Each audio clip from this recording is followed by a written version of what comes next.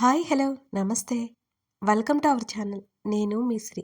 ఈరోజు మనం చెప్పుకోబోయే కథ నువ్వే కావాలని పార్ట్ 33. కథలోకి వెళ్లే ముందు వీడియోని లైక్ చేసి హైప్ చేయండి. మిస్ యూ బంగారం అంటూ గట్టిగా నన్ను హత్తుకున్నాడు బావ. నేను చిన్నగా ఏడుస్తున్నాను. ఏదైనా ప్రాబ్లం వస్తే నాకు చెప్పకపోయినా పర్వాలేదు, ఇంట్లో చెప్పు సరేనా అని అన్నాడు కళ్ళు తుడుచుకుంటూ. నువ్వే నా మొగుడివి, నువ్వు కాక ఇంకెవరు చూస్తారు నా బాగోగులు అంటూ మణికట్టుతో కళ్ళు తుడుచుకుంటూ చెప్పాను. ఏ బంధం లేదు మన మధ్య అని అన్నాడు బావ. ఈ తాళి నా మెడలో ఉన్నంత వరకు మన మధ్య బంధం ఉంది బావ, గుర్తుపెట్టుకో. నువ్వే నన్ను హాస్టల్లో జాయిన్ చేయాలి.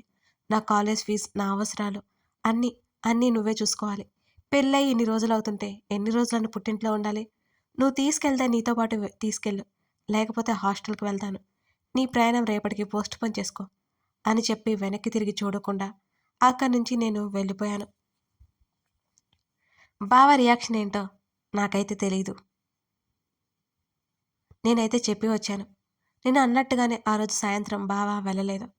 నానమ్మ వెళ్ళలేదని అడుగుతుంటే తర్వాత రోజు వెళ్తున్నట్టు నానమ్మతో చెప్పడం నేను విన్నాను. రాత్రి అమ్మా నాన్న గదిలోకి వెళ్ళాను.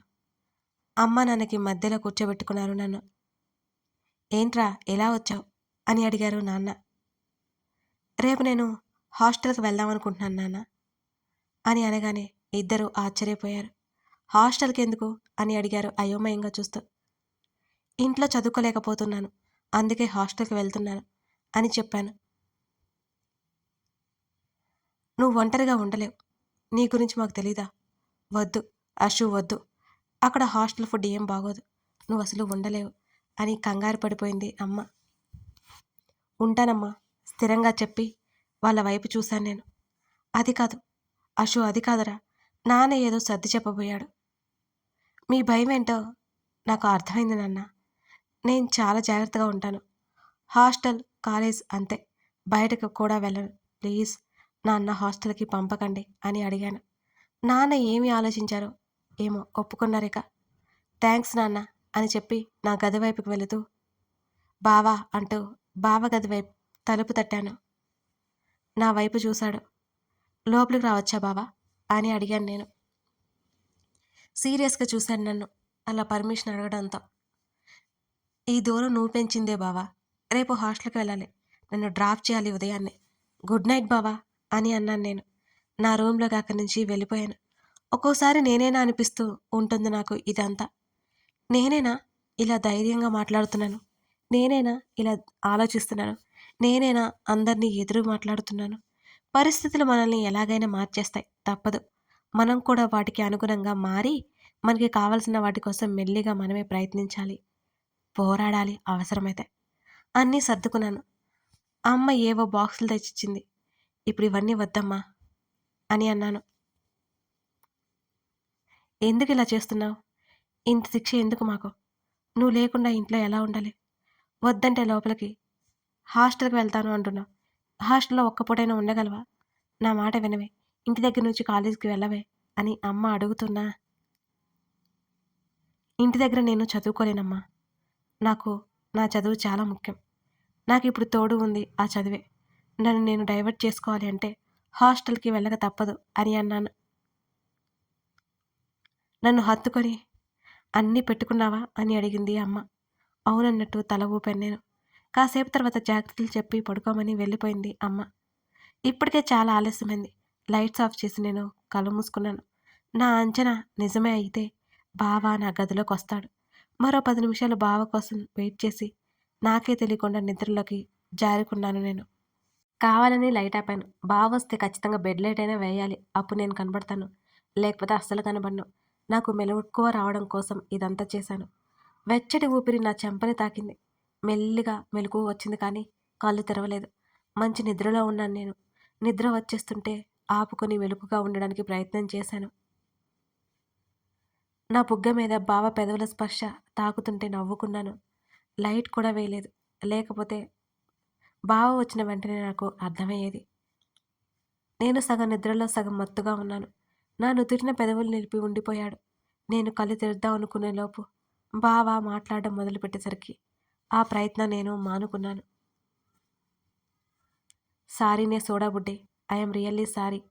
మావయ్య మాట కోసం, ముఖ్యంగా నీ క్షేమం కోసం, నీ కోసం నీకు దూరంగా ఉండక తప్పట్లేదే.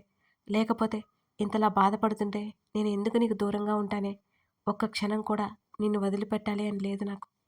పెళ్లి చేసుకున్న తర్వాత ఒక్కరోజు కూడా సంతోషంగా లేని నిన్ను పెళ్లి చేసుకున్నాను అనే ఆనందం చిటికలో మాయమైపోయింది.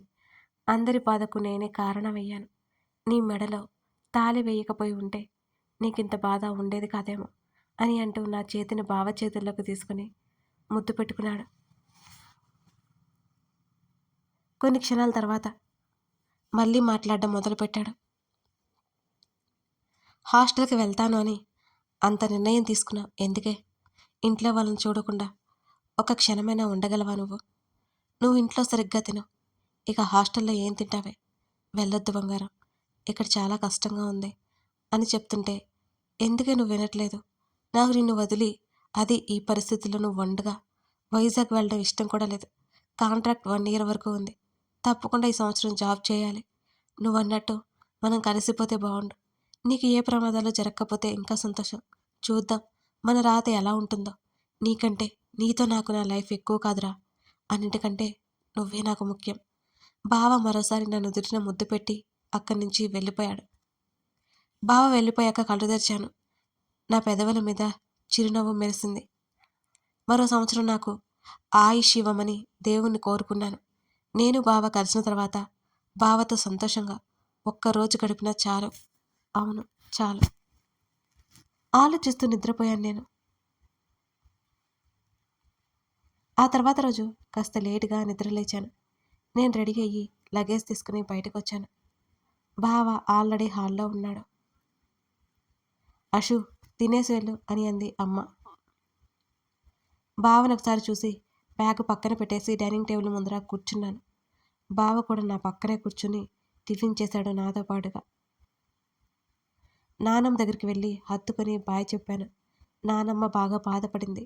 వెళ్ళొద్దు అన్న తప్పక వచ్చేసాను నేను బయటికి. అషు దింపేసిరానా అని అడిగారు నాన్న.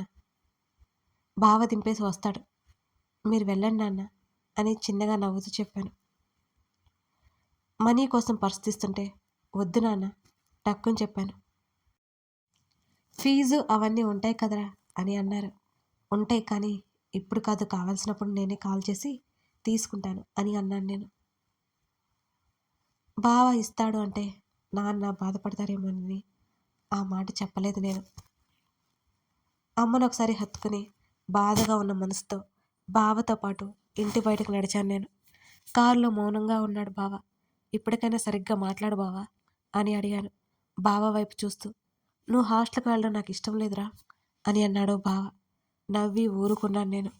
ఏంటే మాట్లాడవు అని అడిగాడు. ఇష్టం ఉన్నా లేకపోయినా కొన్ని కొన్ని చేయాలి కదా బావా అన్నాను నేను. అయోమయంగా చూశాడు నా వైపు. నాకు దూరంగా ఉండడం నీకు ఇష్టం లేదు, కానీ నువ్వు అంటున్నావు కదా, అలాగే హాస్టల్లో ఉండడం ఇష్టం లేదు నాకు, కానీ ఉండాలి తప్పదు అని నేను అనగానే ఎందుకే మాటలతో సాధిస్తావు నన్ను అని బాధగా అన్నాడు బావ. నాకు కూడా బావని చూసి పాపం అనిపించింది. నువ్వే కదా నాకు మాటలు రావు, మాట్లాడడం లేదు అన్నావు బావా అని అడిగాను నేను. అందుకే ఇప్పుడు సాధిస్తున్నావా నన్ను అని బావ నన్ను ఒకసారి చూసి రోడ్డు వైపు చూశాడు. ఇప్పుడు నేనేం తప్పుగా మాట్లాడాను బావా? నిజాలు మాట్లాడితే సాధిస్తారంటారు అని అన్నాను ఊరుకోకుండా. సరే, ఆ నిజాన్ని నాతో చెప్పకే అని అన్నాడు బావ. సరే బావ అంటూ బావ భుజం మీద తలవాల్చి బావ చేతిని చుట్టుకున్నాను నేను. బావ మాటలు అసలు పట్టించుకోలేదు, నన్ను దూరం జరపలేదు. మేము ఇంకో సంవత్సరం వరకు ఇక కలవు అని తలుచుకోగానే దిగులైంది నా మనసంతా. ఈ ఒక్క సంవత్సరం ఆగితే నా థర్డ్ ఫైనల్ ఇయర్ కూడా ఆల్మోస్ట్ అవుతుంది. ఇంకో నెలలో ఎగ్జామ్స్, నా బర్త్డే 2 ఉన్నాయి. బావ కారు ఆపిన సంగతి కూడా గమనించుకోలేదు నేను. అషు, బావ నా చుట్టూ చేతిని వేసి ఈ లోకంలోకి తీసుకొచ్చాడు. మీ హాస్టల్ ఎక్కడా అని అడిగాడు. ఇక్కడే, first left and second right అన్నాను నేను.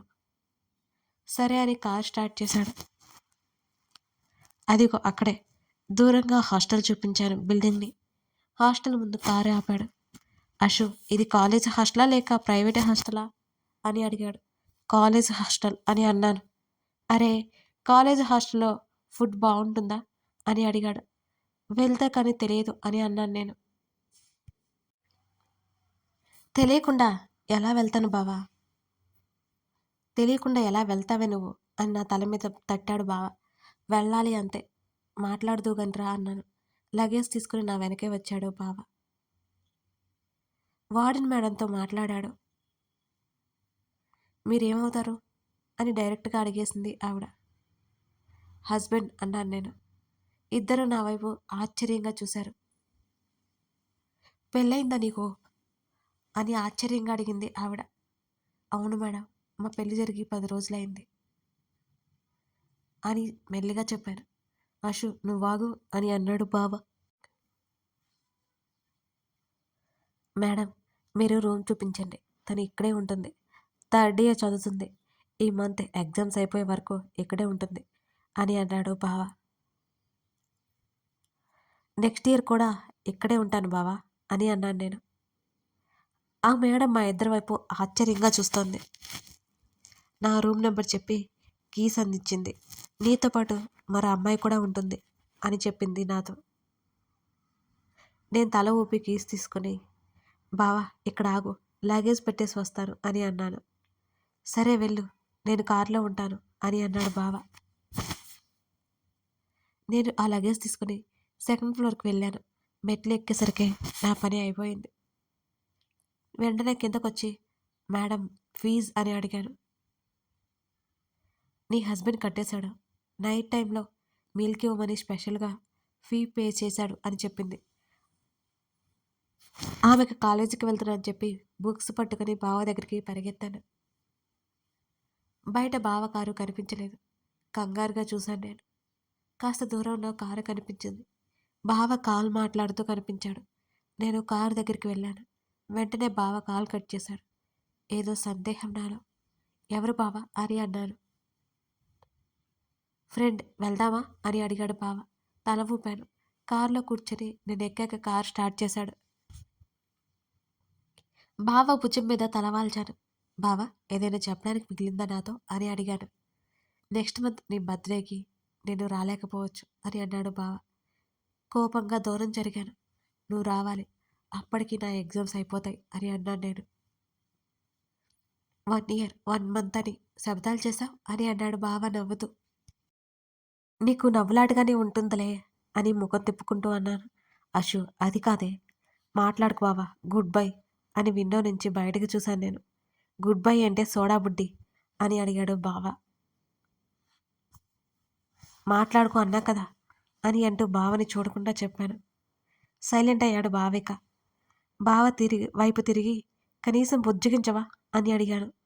నువ్వే కదే మాట్లాడొద్దు అన్నావు, అందుకే అని అమాయకంగా చెప్పాడు. నువ్వు చాలా మారిపోయావు బావా అని దిగులుగా చూస్తూ ఎందుకు నవ్వు నడిద్దామనుకున్నా నా వల్ల అవ్వట్లేదు. దిగులంతా ముఖంలోకి వచ్చేసి మాట అయితే పెగలట్లేదు. కాలేజీ ముందు కారు ఆపాడు.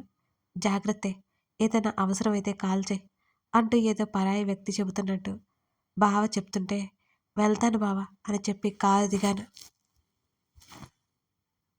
నేను వెనక్కి చూడలేదు. కాలేజ్ లోపలికి వెళ్ళిపోయాను. అప్పటికే చాలా టైం అయిపోయింది. క్లాసులు కూడా స్టార్ట్ అయిపోయినాయి.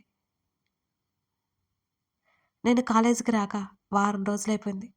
రాకపోవడంతో ఎందుకు ఏమిటి అని అడుగుతారు కదా, ఏం చెప్పాలా అని ఆలోచిస్తూనే సార్ పర్మిషన్ తీసుకుని లోపలికి వెళ్ళాను. క్లాస్లో అందరూ వింతగా చూస్తుంటే వెళ్ళి సుహా పక్కనే కూర్చున్నాను. అషు అని నా చేతిని పట్టుకుని కంగారు పడుతున్న నన్ను సముదాయించి ప్రయత్నం చేసింది సుహా. చిన్నగా నవ్వి క్లాస్ విన్నాను. బావ వెళ్ళిపోతాడు, ఎప్పటికి కలుస్తానో ఏమో. క్లాస్ కూడా సరిగ్గా విన్నది లేదు. లంచ్ టైంలో హాస్టల్కి వెళ్ళాలి అనుకున్నాను. కాలేజ్కి హాస్టల్కి కొంచెం దూరం మాత్రమే ఉంటుంది. అషురా క్యాంటీన్కి వెళ్దాం అని అంది సుహా. లేదు నువ్వు వెళ్ళు అన్నాను నేను. ఎందుకు అని అడిగింది అయోమయంగా. హాస్టల్కి వెళ్ళాలి అని చెప్పాను. ఎవరినైనా కలవాలా, పద నేను కూడా వస్తాను అని చెప్పింది సుహా.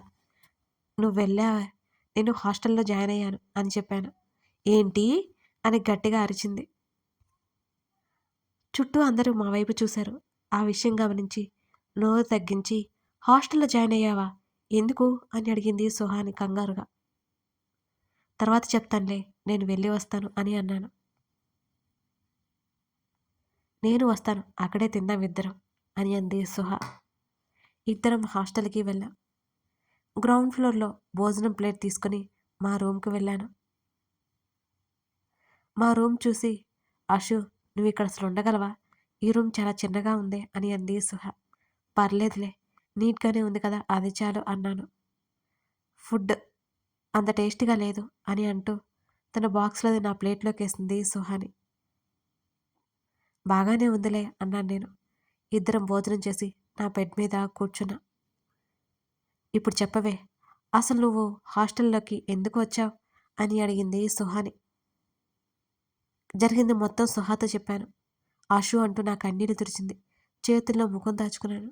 నన్ను హత్తుకుని ఓదార్చింది. కథ కొనసాగుతోంది. విక్రమిక వెళ్ళిపోయి అశోకకి దగ్గరికి వస్తాడా రాడా? అశోక ఏం చేయబోతుంది? నిజంగానే వీరిద్దరూ సంవత్సరం పాటు కలుసుకోరా? నీరవ్ సంగతి ఏమైంది? మేఘన ఎటుపోయింది? ఇవన్నీ తెలియాలంటే తర్వాత భాగాలు చూడాల్సిందే. కథ నచ్చితే లైక్ చేసి కామెంట్ చేయడం మర్చిపోకండి. Thank you for watching this video.